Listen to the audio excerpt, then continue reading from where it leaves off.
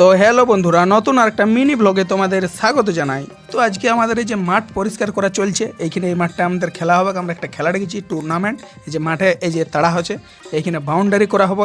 সেই ধারে আমাদের সব প্লেয়ারগুলো সবাই আছে, আর এইখানে আমরা পিচটা একটু দেখাই নিচ্ছি। আর ওই ধারে আলোচনা চলছে যে আজকের খেলার ব্যাপারে কি কোন দিকে হবে, কিভাবে খেলাটা পুরোপুরি করানো যায় কমপ্লিট। তো এইখানে এটি আমাদের পিচটা, এদিকে আমাদের মাঠটা, আর ওইদিকে আমাদের খেলোয়াড়গুলো সবাই আলোচনা করছে যে খেলাটা কিভাবে করানো যায়, পরিচালনা করা যায়। বন্ধুরা, এইটাই খেলার লাস্ট ক্লিপ।